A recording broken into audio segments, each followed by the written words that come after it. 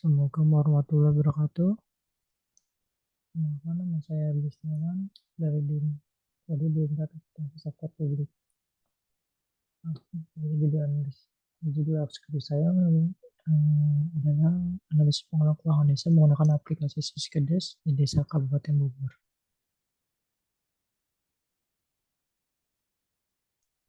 Ini latar belakangnya itu karena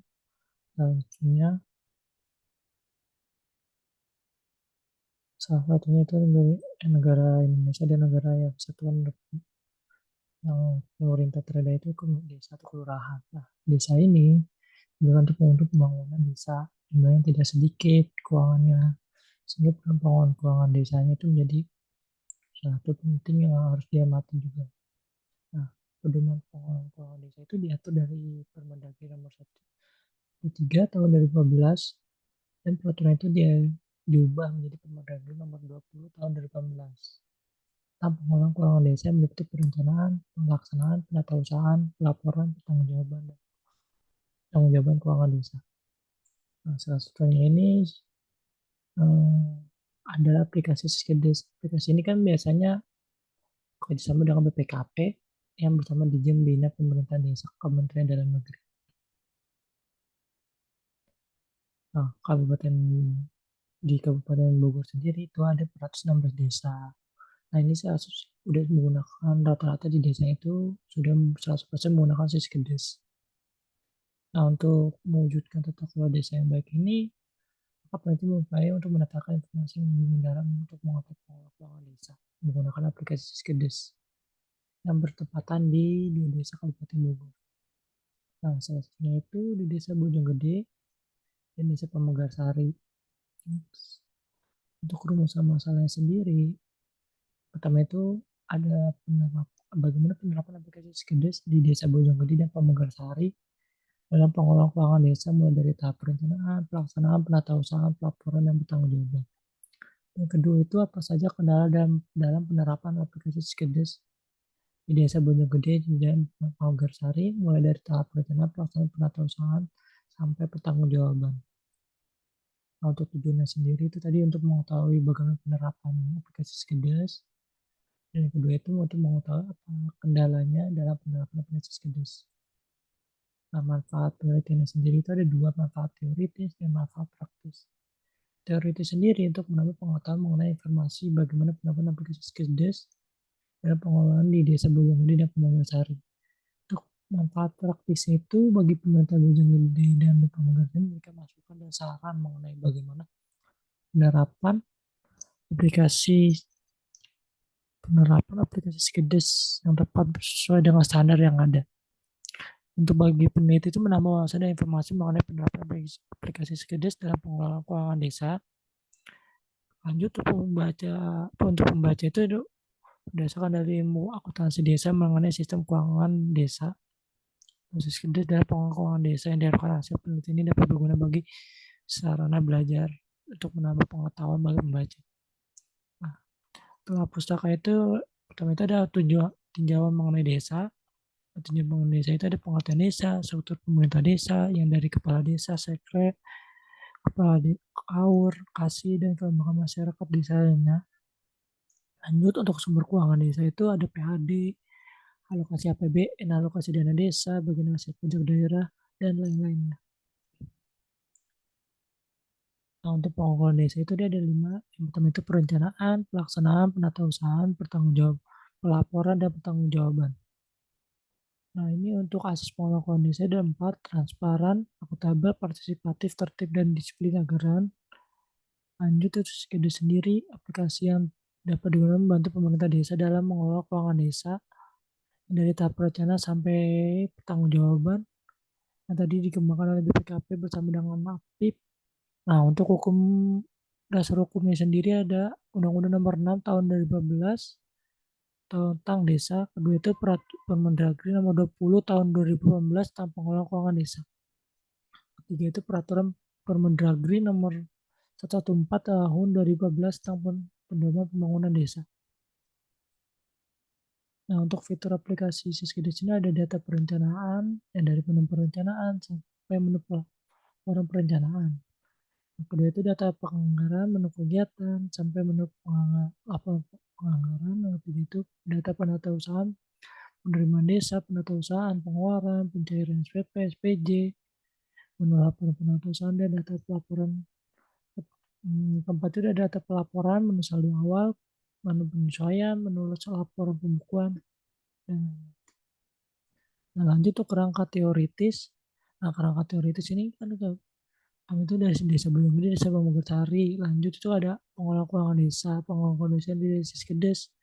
Lanjut itu dari Siskedes ini ada perencanaan sampai pertanggungjawaban. Hasil itu nanti dianalisis pengelolaan keuangan Siskedesnya dari dua desa tersebut. Nah, untuk tempat waktu penelitiannya dari dua desa, tadi desa Bojonggede dan desa Pamekarsari. Desa penelitian itu penelitian kualitatif, deskriptif, sumber data itu data primer, data sekunder. Itu pedoman wawancaranya.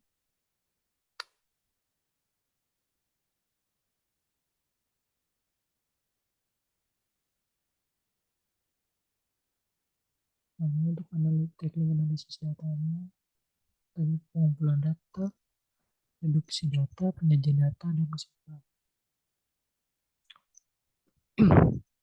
Nah, lanjut untuk hasil dengan dibahasnya itu yang di bab 4, profil desa. Profil desa sendiri tadi ada dua, ada dari desa Bojonggede dan desa Pamekarsari. Nah, desa Bojonggede, Kabupaten Bojonggede ini satu desa mandiri yang tadi desa 14 RT dan 24 RW.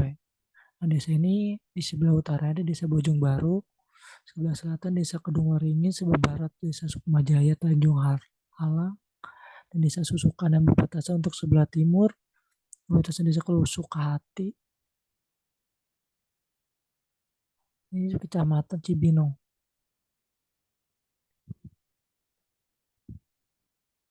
Kemudian untuk desa Pamekarsari, kecamatan Parung ini satu desa maju, eh, itu dari 35 RT dan 6 RW. Nah, desa ini menjadi ikon desa wisata. Desa wisata Pamekarsari satu Lebak Wangi yang baru ini didirikan di tahun 2021 yang jadi ikon desa wisatanya. Nah, untuk hasil datanya ini kan alur Siskedes. Pertama itu perencanaan. Perencanaan itu dari adanya Musdes, Musrenbang. Nah, Musrenbang ini RPJM, JPM untuk 8 tahun dan RKP itu 1 tahun. Nah, RPJM RKP ini nanti diinput di Siskedes menghasilkan dokumen RPJM dan RKP. RKP ini untuk rancangan APBDes yang selama itu 1 tahun. Nah, RKP ini harus sesuai patokan dari Perbuk. Kemudian RKP ini kalau tidak ada Perbuk dulu harus memakai pagu awal dari pagu pagu awal yang dari APBDes di tahun sebelumnya, susun anggaran. Nah, kemudian nanti diinput anggaran APBDes-nya. Dilanjutkan nanti pelaksanaan. Nah, untuk pelaksanaan kegiatan ini pelaksanaan kegiatan itu memakai rekening kas desa, Bank BJB. Nah, Bank BJB sendiri nanti ada kita buat pelaksanaan kegiatan anggarannya, RK yang terdiri dari RKA, RAB, RKKD, lanjut ada SPP Panjar, SPP definitif. Nanti SPP ini ada penomorannya. Nah, dari kegiatan itu, pelaksanaan kegiatan itu yang tadi dibuat tuh di input.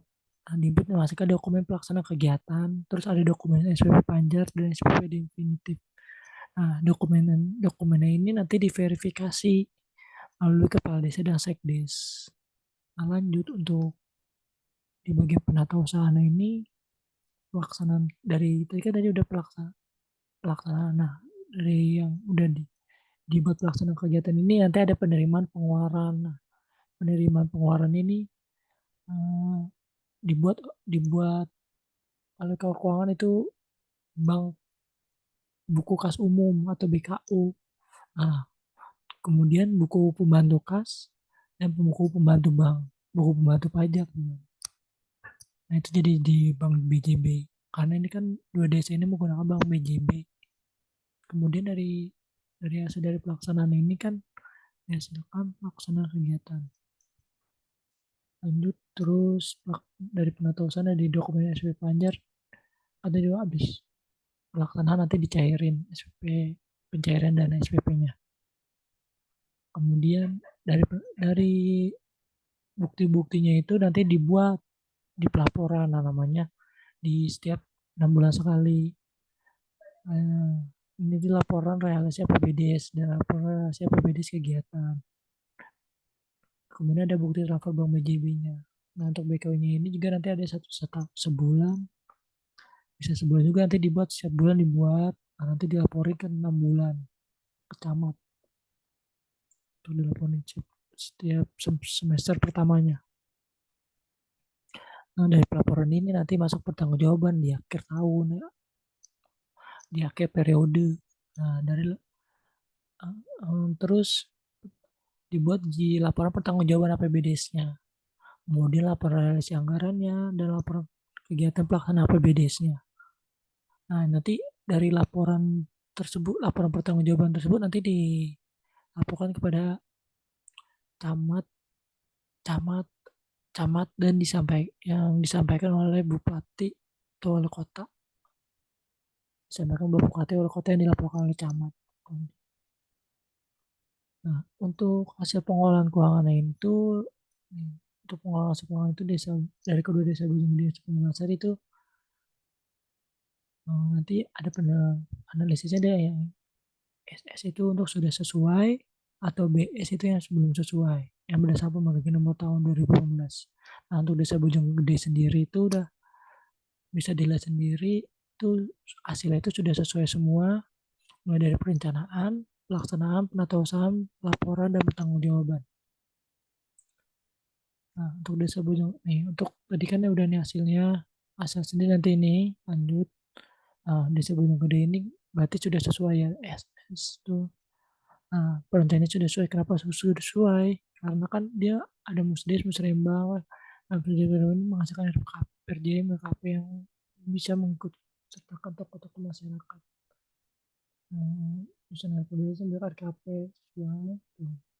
Kemudian pelaksanaannya kenapa dia dikatakan sudah sesuai, karena kan ada pertanggungjawaban dari pelaksanaan aplikasi kan yang memudahkan penggunaan pelaksanaan dari ini penyusunan peraturan desa, terus kemudian penatausahaan juga sampai pertanggungjawaban. Nah, pertanggungjawaban juga ada keterbukaan dari penyampaian informasi laporan pertanggungjawaban APBDes melalui website atau banner. Nah, untuk lanjut untuk desa Pemegasari sendiri, perencanaan tadi udah sesuai, nah, pelaksanaan sesuai, penatasan sesuai, nah, pelaporan juga sesuai, pertanggungjawaban. Nah, di pertanggungjawaban sendiri itu ada yang belum sesuai. Kenapa ada yang belum sesuai? Nah, bisa ada di next slide.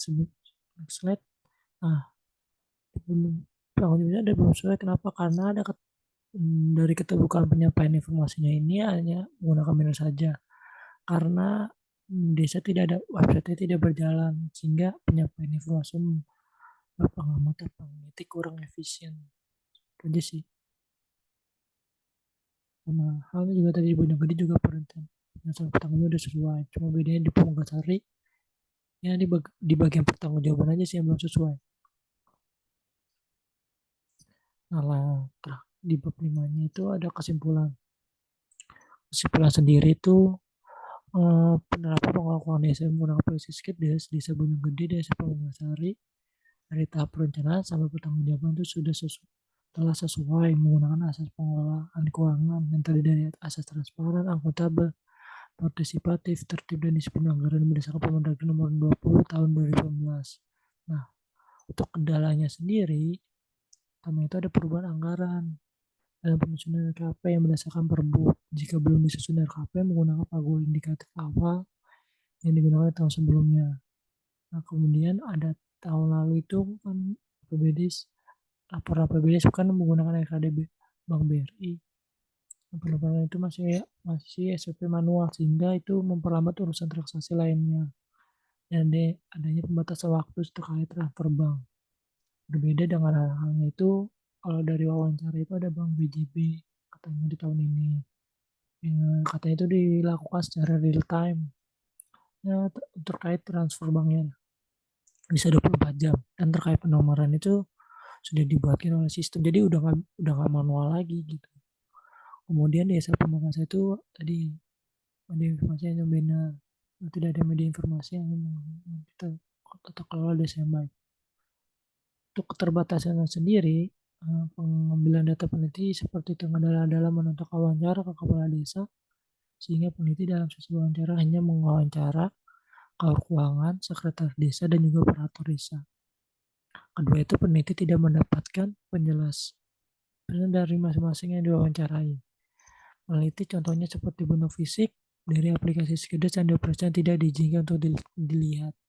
Ya khususnya untuk di desa Bojonggede sendiri. Terakhir itu ada kurangnya koordinasi peneliti kepada operator desa, untuk khusus desa Bojonggede. Nah, untuk rekomendasi bagi peneliti selanjutnya diharapkan narasumber diwawancara peneliti lebih diperbanyak. Tidak hanya operator desa yang bukan jadi pemerintah desa saja, tapi bisa melibatkan masyarakat luas yang ada di desa tersebut. Kedua itu terkait pertanyaan peneliti dapat memberikan penjelasan para narasumber wawancara dapat diizinkan untuk mendokumentasikan bukti fisik pengulang keuangan desa. Sekedes. Ketiga itu peneliti selanjutnya diharapkan bisa berkoordinasi kepada operator desa sehingga untuk penelitian selanjutnya terkait ini bisa dikaji secara lebih lengkap dan rinci. Sekian dari presentasi saya. Jika ada kekurangan dari saya dan kesalahan apa kata-kata yang saya ucapkan baik disengaja maupun tidak sengaja, saya mohon maaf. Kurang lebih mohon maaf. Wassalamualaikum warahmatullahi wabarakatuh.